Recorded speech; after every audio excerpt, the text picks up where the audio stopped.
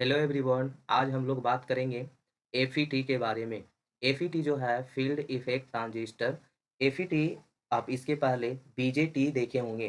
BJT जो था वो एक बायोपोलर डिवाइस था जिसमें जो करंट फ्लो होता था वो इलेक्ट्रॉन की वजह से और होल्स की वजह से होता था। लेकिन यहाँ FET is a unipolar device. ठीक है, यूनिपोलर इसलिए इसको इस वजह से कहते हैं। इसका जो ऑपरेशन है वो depends upon the flow of either free electrons और होल्स। इसका ऑपरेशन है या तो इलेक्ट्रॉन के फ्लो पर वर्क करेगा या होल्स के फ्लो पे निर्भर करेगा। ठीक है, इस वजह से इसे यूनिपोलर डिवाइस कहते हैं। उसके बाद आते हैं कंपैरिजन पे बात करते हैं एफईटी और बीजेटी के कंपैरिजन में। एफईटीज आर मोर टेम्परेचर स्टेबल, ये टेम्परेचर से ज़्यादा अफेक्टेड नहीं होते हैं, लेकिन बीजेटी जो है वो ज़्यादा अफेक्टेड होता है। और साइज की बात करें तो जो एफईटी जो होते हैं वो ज़्यादा छोटे होते हैं एज कम्पेयर टू बीजेटी। इस वजह से इन्हें हम ज़्यादा सुटेबल समझते हैं for the use in IC यानी इंटीग्रेटेड सर्किट। आपने आईसी देखा होगा, उसमें जो जनरली यूज करते हैं वो एफईटी को ही प्रीफर करते हैं। वो एफईटी जो होता है वो कम एरिया लेता है एज कम्पेयर टू बीजेटी। उसके बाद नेक्स्ट देखते हैं, नेक्स्ट एप्लीकेशन में F E T R also preferred for switching application. Switching application में हम लोग एफ ई टी को ही प्रीफरेंस देते हैं। क्यों? क्योंकि यहाँ पे माइनॉरिटी कैरियर्स नहीं होते हैं। इसमें जो फ्लो होता है वो एक ही तरह के इलेक्ट्रॉन्स या होल्स की वजह से हो रहा है। एक ही तरह के कैरियर है तो डेफिनेटली एक तरह के कैरियर होते हैं तो मेजोरिटी कैरियर ही होता है, माइनॉरिटी कैरियर्स नहीं होता है। लेकिन जब दोनों की तरह से होता था तो मेजोरिटी कैरियर भी होता था, माइनॉरिटी कैरियर भी होता था। लेकिन एक ही तरह के फ्लो में सिर्फ और सिर्फ क्या होंगे, मेजोरिटी कैरियर्स होंगे, माइनॉरिटी कैरियर्स नहीं होंगे, यानी नो माइनॉरिटी कैरियर्स। समझ गया? मतलब अब्सेंस होते हैं माइनॉरिटी कैरियर्स का। और बीजेटी में मतलब एफईटी में कोई भी माइनॉरिटी कैरियर्स नहीं होते, इसलिए इसमें हम लोग स्विचिंग एप्लीकेशन में यूज करते हैं। और माइनॉरिटी कैरियर नहीं होने की वजह से ही इसमें स्टोर चार्ज प्रॉब्लम होता है। यानी सीधा सीधी बोले तो बोल सकते हैं कि जो आपका एक ही तरफ का एक ही यानी यूनिपोलर डिवाइस है, यानी एक ही तरह के या तो इलेक्ट्रॉन फ्लो हो रहे हैं या तो होल्स फ्लो हो रहा है, तो दोनों में एक ही कोई हो रहा है, तो वहाँ सिर्फ माइजॉरिटी कैरियर होगा, माइनॉरिटी कैरियर्स नहीं होगा। इस वजह से यहाँ पे स्टोरेज चार्ज प्रॉब्लम भी क्रिएट होता है। लेस नॉइजी की बात करें तो ये लेस नॉइजी इसलिए होते हैं क्योंकि यहाँ पे माइनॉरिटी कैरियर्स हैं। अगर मेजोरिटी कैरियर होता है तो मोर यहाँ पे सिर्फ मेजोरिटी कैरियर है, इसलिए यहाँ पे लेस नॉइजी है, नॉइज ज़्यादा नहीं होता है। अगर दोनों होता, मेजोरिटी कैरियर भी और माइनॉरिटी कैरियर भी, तो मोर नॉइजी होता। क्लियर है? आप बीजेटी पढ़े होंगे, वहाँ पे आपका सारे पॉइंट्स क्लियर होंगे, उसके बाद ही यहाँ देख रहे होंगे, तो आई होप कंपेरिजन में दोनों का आपको समझ में आ रहा होगा। उसके बाद देखते हैं FET input resistance is high, यानी इसका जो इनपुट रेजिस्टेंस होता है बहुत ही हाई होता है। इससे क्या है, इसे हम किसी भी डिवाइस से कनेक्ट कर सकते हैं।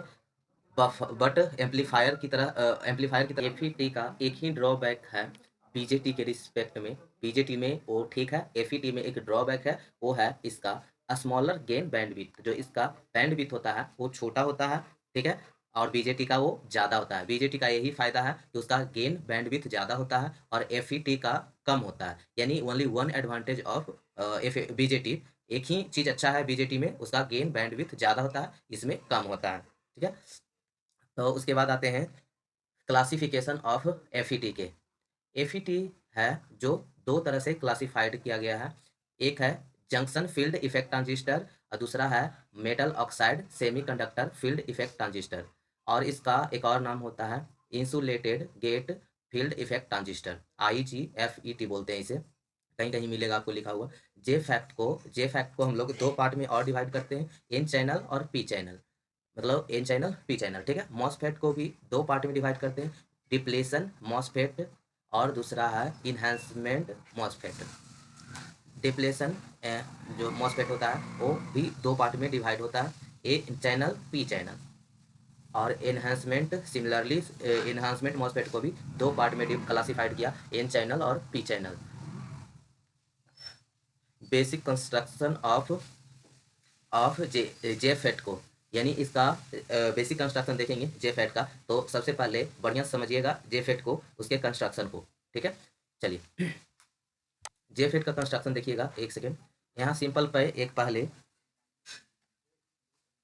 बड़ा सा पीस लिया जो एन टाइप का है, एन टाइप का एक सेमीकंडक्टर लिया है, कंप्लीटली एन टाइप का है, लेकिन इसमें जो चैनल होगा, वो जो पाथ होगा एन टाइप का ही होगा या तो कुछ भी हो। इसमें एन चैनल जेफेट कर रहा है और इसमें दो दो पी रीजन को डिफ्यूज किया है। एक पी, इधर एक पी रीजन को डिफ्यूज किया, इधर एक पी रीजन को डिफ्यूज किया। ये दोनों के पी रीजन को कांटेक्ट किया, वो मेटल कांटेक्ट किया, इससे हमको कांटेक्ट लिया। इसे हम लोग इसको हम लोग गेट बोलते हैं, इसे हम लोग गेट बोलते हैं। अपर साइड से लिया उसे हम लोग ड्रेन बोल दिया, और लोअर साइड से लिया उसे सोर्स बोल दिया। ठीक है, यहाँ 3 टर्मिनल हो गए, गेट, ड्रेन और सोर्स। ठीक है, ये एन चैनल, पी चैनल में देखते हैं, ये पी चैनल है। यहाँ पे जो चैनल लिया है वो पी टाइप का होगा। इस वजह से इसमें जो सेमीकंडक्टर लेंगे, जैसे चैनल फॉर्म हो रहा वो पी टाइप का लेंगे, और बाकी जो इसमें दो रीजन जो डिफ्यूज करेंगे वो एन टाइप के होंगे, बाकी सब सेम टर्मिनल्स होंगे। ये आपका पी चैनल जे फैट हो गया।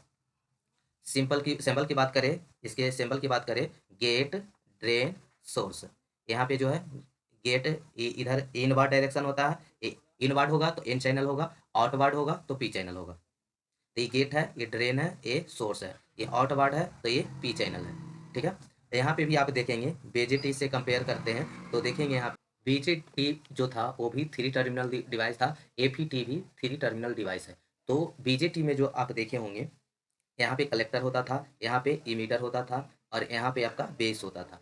तो जो बेस है वो गेट के सिमिलर है, जो एनालॉगस है, मतलब जिस तरह से वहाँ पे गेट था उस तरह से यहाँ पे बेस होगा, जिस तरह से यहाँ पे ड्रेन है वहाँ पे कलेक्टर था, जिस तरह से यहाँ पे सोर्स है उस तरह से यहाँ पे इमीटर था। ठीक है, डी है जो सिमिलर है कलेक्टर से, सोर्स है जो इमीटर के, और जो गेट है वो बेस के। ठीक है, हम अगर बीजेटी को चाहे तो जैसे कलेक्टर इसमें ऊपर है, इमीटर नीचे है, इन बेस तो कॉमन ही होगा, तो इसको हम पलट देते हैं, इमीटर ऊपर कर देते हैं, कलेक्टर नीचे कर देते हैं। तो इस तरीके से यूज नहीं कर सकते थे, लेकिन यहाँ पे एफईटी में इसको अगर पलट दे, अगर ऊपर ड्रेन है नीचे सोर्स है, तो अगर हम इसे पलट देते हैं, सोर्स ऊपर कर देते हैं, ड्रेन नीचे कर देते हैं, तो इसे हम यूज कर सकते हैं, इसमें कोई प्रॉब्लम नहीं होता है। तो हम कह सकते हैं कि यहाँ पे जो ड्रेन और सोर्स दोनों terminal we can use interchangeable in in FET. तो बीजेटी में हम नहीं कर सकते थे ऐसा, और इसमें कर सकते हैं। ठीक है, अगर इसकी कंस्ट्रक्शन देखें, यहाँ पे क्वेश्चन आता है कि हम इसे इन्वर्स करके यानी इंटरचेंज करके क्यों यूज कर सकते हैं, तो ये आपको पता चलेगा जब आप इसका कंस्ट्रक्शन समझेंगे। तो यहाँ पर इसमें देख रहे हैं, इसमें कोई फर्क नजर आ रहा है, ड्रेन और सोर्स में एक जैसा लग रहा है, लेकिन अगर बीजेटी का कंस्ट्रक्शन देखते हैं तो उसमें आपने देखा होगा जो कलेक्टर होता है उसका साइज बड़ा होता था कलेक्टर का, और इमीटर का साइज छोटा होता था। इस वजह से हम लोग बोल सकते हैं कि एफईटी में हम लोग इंटरचेंज करके यूज कर सकते हैं, लेकिन बीजेटी में यूज नहीं कर सकते हैं। तो जो तो एक बार फिर से बता दें इसे कि हम लोग क्यों क्यों नहीं कर सकते। तो चलिए एक बार फिर से बता देते हैं कि इसमें जो कलेक्टर और इमीटर का साइज होता है वो छोटा बड़ा होता है। इमीटर यहाँ पे छोटा होता है, कलेक्टर बड़ा होता है। अगर हम कलेक्टर को इमीटर की जगह और इमीटर को कलेक्टर की जगह कर देते तो इसमें जो हीट जो इंड्यूस्ड होता है वो डिसिपेट नहीं कर पाएगा, वो ट्रांसफर नहीं कर पाएगा, उसमें ब्रेक डाउन हो गया और ट्रांजिस्टर है जो डैमेज हो जाएगा। तो ट्रांजिस्टर को इंटरचेंज बीजेटी को इंटरचेंज करके यूज नहीं कर सकते। ठीक है, अब हम लोग ऑपरेशन और वर्किंग के बारे में देखने वाले हैं, ऑपरेशन और वर्किंग ऑफ जेफेट।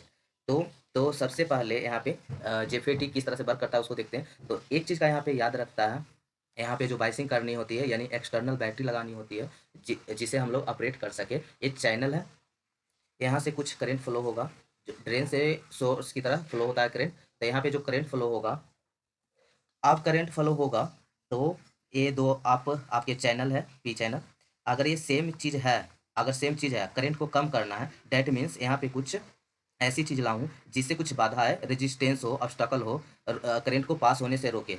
तो ऐसा हमको कुछ मैकेनिज्म चाहिए। तो ये पी है और यहाँ पे एन है, तो पी है एन है, अगर उसमें हम पी एन डायोड को रिवर्स बेस कर दे तो एक डिप्लेशन लेयर बढ़ जाती है। तो अगर डिप्लेशन लेयर फॉर्म हो जाए तो डिप्लेशन लेयर फॉर्म होने के बाद इस चैनल की लेंथ क्या हो जाए, कम हो जाएगी, तो जो करंट का फ्लो है वो कम हो जाएगी। ठीक है, तो इसका मतलब है कि करंट की फ्लो को कंट्रोल कर सकते हैं। तो इसमें गेट टू सोर्स टर्मिनल जो होता है उसे हमको रिवर्स बाइस रखना होता है। तो रिवर्स बायस रखेंगे इसको, इस वजह से हम लोग पी टर्मिनल है उसको निगेटिव से कनेक्ट किया है, एन को पॉजिटिव को कनेक्ट किया है, जिससे ये रिवर्स में रहे। तो रिवर्स बेस जैसे जैसे बढ़ाते जाएंगे वैसे वैसे डिप्लेशन लेयर बढ़ता जाएगा, तो उससे जो करंट में कंट्रोल आएगा, यानी करंट को रेजिस्टेंस करेगा। इस वजह से इसे हम लोग रिवर्स बायस रखते हैं। तो रिवर्स बायस रखने से आई का वैल्यू यहाँ पे जीरो हो जाएगा, क्योंकि यहाँ पे करंट आई जी यहाँ पे जीरो हो गया था। इसी करंट की वजह से जो आपको रेजिस्टेंस बताया था, इसका इनपुट रेजिस्टेंस वो इनफाइनाइट होता है, आइडियल में इनफाइनाइट होता है, लेकिन प्रैक्टिकल में मेगा ओम होता है। तो उसी तरह से होता है यहाँ पे R is equal to V upon I, यानी वी अपॉन जीरो करेंगे तो इसका क्या हो जाएगा, इन्फिनिटी हो जाएगा। आइडियली अगर कहें तो यहाँ पे जो इनपुट रेजिस्टेंस होता है वो इन्फिनाइट होता है, लेकिन आइडियल कोई चीज़ होती नहीं है। तो यहाँ पे करंट कुछ होगी वैल्यू प्रैक्टिकली में, लेकिन आइडियली में इन्फिनाइट होता है।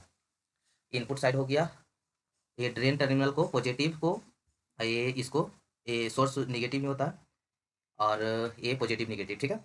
अब देखते हैं यहाँ पे कुछ, जैसे जैसे हम वी जी जी का वैल्यू, यहाँ पे जो वी जी का वैल्यू है वो क्या हो जाएगा, यहाँ पे वी जी, यहाँ जी है, ठीक है, यानी गेट है, तो यहाँ पे जो वी जी एस होगा जैसे जैसे निगेटिव होगा वैसे वैसे यहाँ पे एक डिप्लीशन लेयर, यहाँ पे एक डिप्लीशन लेयर फॉर्म होगा, ठीक है, यहाँ पे एक डिप्लीशन लेयर फॉर्म होगा, कुछ इस तरह से फॉर्म होता है। देखिए इस तरह से कलर कर देंगे इसको, the depends upon the value of, depends upon the value of we G S, जो वी जी एस है उसकी वैल्यू पे डिपेंड करता है, ठीक है। डिप्लीशन लेयर ही बना दिए इस तरह से,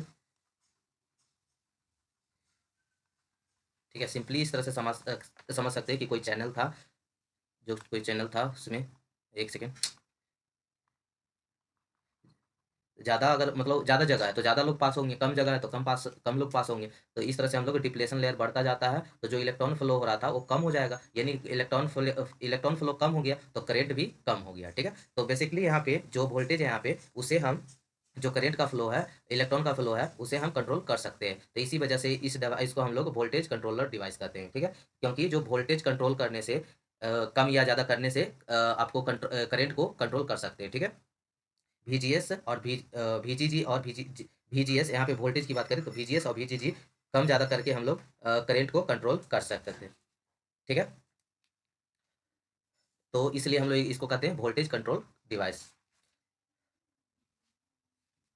तो यहाँ पे एक सेकंड पढ़ लीजिए, we always keep the gate source diode in reverse bias, the more negative the gate voltage the smaller the current between the source and drain, therefore JFET is called a voltage control device. हम लोग इस VGG से और VGS के द्वारा control कर सकते हैं इलेक्ट्रॉन के फ्लो को, यानी उससे हमको क्या हो जाएगा, करंट के फ्लो कम हो जाएंगे, ठीक है।